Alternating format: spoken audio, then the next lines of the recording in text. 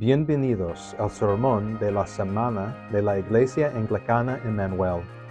Esperamos que disfruten de este mensaje del Padre Noah Lawson. Para más información sobre este sermón y otros recursos, visite emmanuelfresno.org. Dios Todopoderoso, Padre Celestial, que tu palabra hecha carne, Jesucristo, sea nuestra regla y guía, tu Espíritu Santo nuestro Maestro, y tu mayor gloria nuestra suprema preocupación. Amén. Siéntete, por favor. Algunos de ustedes sabrán que fue teniente de la Marina de los Estados Unidos, sirviendo como candidato a capellán de la Marina mientras estaba en el Seminario Teológico Nashotah House en Wisconsin. I salute you. Uno de los entrenamientos que recibe fue en un simulacro llamado, un barca, nombre es USS Buttercup. Se trataba de un simulador de control de daños que sumergía un barco simulado para simular situaciones reales de inundación e enseñando a los marineros a detener fuegas, parcher mamparos, combatir incendios y gestionar bajas en un entorno oscuro, caótico y presurizando para fomentar la confianza, el trabajo en equipo y salvar vidas. Había procedimientos y protocolos específicos que nos enseñaron a seguir. Cuando no se seguían los procedimientos y protocolos en la simulación, el barco se hundía y todos moríamos de muerte acuática. Aunque era un entorno controlado, estaba claro que ninguno de nosotros estaba por encima de seguir los procedimientos y protocolos. Estaban ahí por una razón. Teníamos que mantenernos firmes y aferrarnos a lo que nos habían enseñado para sobrevivir a los peligros de los mares. En la lectura epistolar de hoy, el apóstol Pablo escribe a la iglesia de Tesalónica para prepararla ante las distracciones, dificultades y peligros mortales que se avecinan. La iglesia es como un gran barco que se ha hecho a la mar y descubre que se avecina un huracán que lo zarandeará. No hay forma de evitar lo que se avecina. La iglesia solo puede estar preparada para ello. San Pablo, hablando en nombre de todos los apóstoles, recuerda a los discípulos de Jesús en Tesalónica que deben mantenerse firmes y aferrarse a los procedimientos y protocolos que llevarán a la gran arca de la salvación, la iglesia, al otro lado del huracán que es el mundo, la carne y el diablo. No es cuestión de si llega el huracán, solo es cuestión de cuándo vendrá el huracán. Entonces, ¿cuáles son los procedimientos y protocolos apostólicos dados a la iglesia, tanto en Tesalónica como en Fresno, para que podamos atravesar huracanes de todo tipo? San Pablo es bastante claro, dice: manteneos firmes y aferrados a las enseñanzas que os transmitimos, ya sea de palabra o por carta. El obispo N.T. Wright describe los procedimientos y protocolos a los que se refiere San Pablo cuando dice: sabemos por sus diversos escritos cuáles eran estas enseñanzas escritas y orales.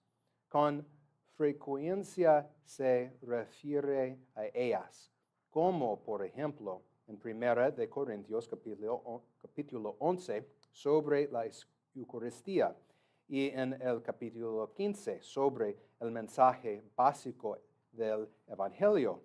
A menudo dice: os acordaréis o lo sabes, ¿verdad? Recordando a sus oyentes enseñanzas que ya habían recibido. Romanos 6 y 3. Estas enseñanzas, tanto escritas en las Sagradas Escrituras como en la gran traducción de la Iglesia, que ha sido definida por San Vicente de Lerán como lo que se ha creído en todas partes, siempre y por todos, tratan de tres cosas en particular. En el primer lugar, tratan de los hechos básicos del Evangelio. La humanidad está más enferma de pecado de lo que jamás podríamos imaginar, y en Jesús somos más amados de lo que jamás podríamos esperar. La recepción del Evangelio de Jesucristo en un momento nos pone de rodillas a reconocer que estamos muertos en nuestros pecados, y en el momento siguiente nos eleva para presentarnos con Jesús ante Dios Padre como sus hijos y hijas amados, porque Jesús murió en nuestro lugar.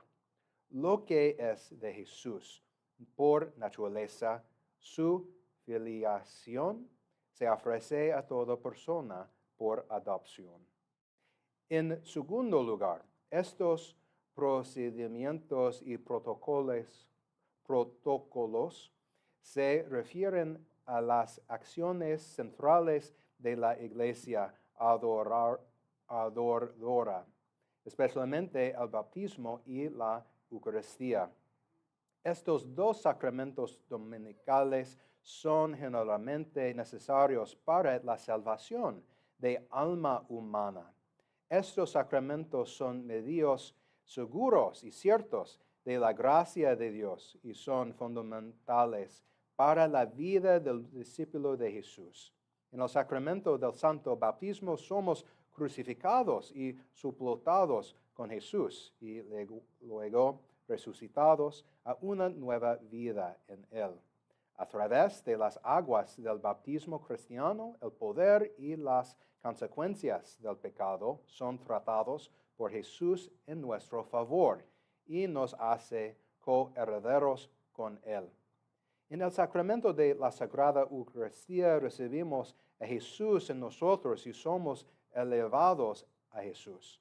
En el Santísimo Sacramento recibimos la gracia sanadora y fortalecedora y la misericordia necesarias para vivir nuestras vidas como discípulos de Jesús, tanto individual como comunitariamente.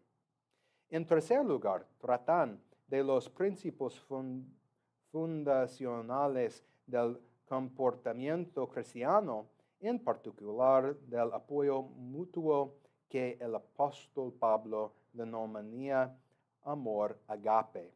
Habiendo nacido de nuevo en el bautismo y participando ahora en el cuerpo de Jesús a través de la Sagrada Eucaristía, el discípulo de Jesús vive de una manera característicamente amorosa, definida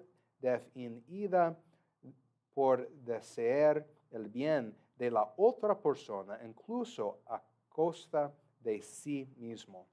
Esto es posible porque Jesús ha amado así primero a sus discípulos. El cuerpo de Jesús, la iglesia, es por tanto una comunidad de este tipo de amor porque Él la estableció y la sostiene por el poder de Dios Espíritu Santo, que atrae al discípulo de Jesús a la comunidad de vida de amor que es la Santísima Trinidad, el Padre, el Hijo y el Espíritu Santo. A medida que el discípulo de Jesús encarna este amor, la iglesia, el cuerpo de Jesús, se hace presente el mundo.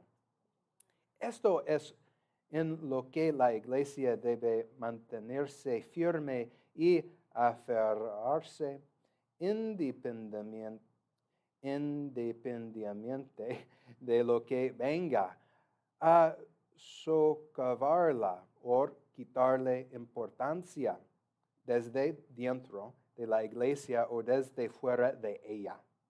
Más concretamente, la piedra angular de la enseñanza apostólica es el dogma, la verdad inexonciable de la resurrección.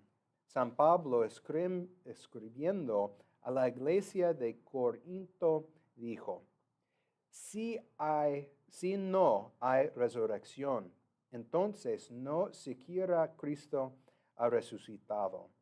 Y si Cristo no ha resucitado, nuestra predicación no sirve para nada, como tampoco la fe de ustedes. Lo cierto es que Cristo ha sido levantado de entre los muertos, como primicias de los que murieron. De hecho, ya que la muerte vino por medio de un hombre, también por medio de un hombre viene la resurrección de los muertos. Así como en Adán todos mueren, también en Cristo todos volverán a vivir. La religión cristiana vive o muere en el hecho de la resurrección física, corporal y sobrenatural de Jesucristo. El libro de Job habla proféticamente de la resurrección. Si para siempre quedarán grabadas con cincel de hierro y polvo esculpidas en la roca. Yo sé que mi Redentor vive y que al final se levantará sobre el polvo. Y cuando mi piel haya sido destruida, todavía veré a Dios con mis propios ojos. Yo mismo lo veré con mis propios ojos. Yo lo veré, no otro. Este anhelo me consume las entrañas. Mediante nuestra participación en la resurrección única de Jesús, nosotros que moriremos, también resucitaremos. Veremos a Dios con nuestros propios ojos. Esta es la consecuencia de que Jesús sea verdaderamente el Hijo de Dios. Haya muerto verdaderamente por nuestros pecados y haya resucitado verdaderamente de entre los muertos, habiendo vencido el pecado, a la muerte y a Satanás. Como dice el apóstol Pablo a la iglesia de Roma, porque si hemos estado unidos a él en una muerte semejante a la suya, ciertamente también estaremos unidos a él en una resurrección semejante a la suya. Sabiendo lo que se la venía encima a Jesús, en la lectura de hoy del Evangelio de Lucas, Jesús condena el rechazo de los saduceos a la resurrección corporal. Los saduceos enseñaban que la resurrección no se encontraba en ninguna parte de los libros de Moisés y que por tanto no se podía enseñar. Jesús condena su enseñanza cuando dice, pero que los muertos resucitan, lo demostró incluso Moisés en el pasaje de la zarza, donde llama al Señor Dios de Abraham y Dios de Isaac y Dios de Jacob. Ahora bien, no es Dios de muertos, sino de vivos, pues todos viven para Él. Los escribas, en respuesta a las enseñanzas de Jesús, dijeron, Maestro, has hablado bien. Aquí, en Emmanuel, invitamos todas las personas a permanecer en Jesús, que nos transforma, nos equipa y nos envía a servirle. Lo hacemos mediante nuestra participación compartida en las Escrituras, los sacramentos y el Espíritu. En otras palabras, aquí en Emmanuel invitamos a todas las personas a permanecer firmes en el testimonio apostólico y aferrarse a él.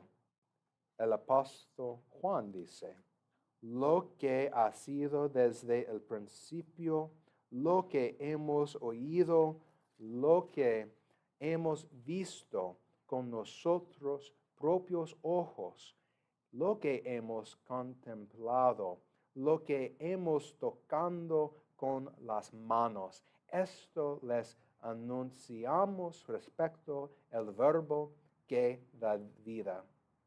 Esta vida se manifestó. Nosotros la hemos visto, damos testimonio de ella y les anunciamos a ustedes la vida eterna que estaba con el Padre y que se nos ha manifestado. Les anunciamos lo que hemos visto y oído para que también ustedes tengan comunión con nosotros. Y nuestra comunión es con el Padre y con su Hijo Jesucristo. Preparémonos ahora para confesar la fe apostólica con las palabras del credo niceno y para recibir después el fruto de esa fe, la vida y el poder de la resurrección en el don de nuestro Señor Jesús mismo en la Sagrada Eucaristía. Que cada uno de los que nos llamamos discípulos de Jesús nos mantengamos firmes y nos aferremos a lo que se nos ha enseñado. Con la ayuda del Espíritu Santo, esto es posible y por tanto es una buena noticia. Amén.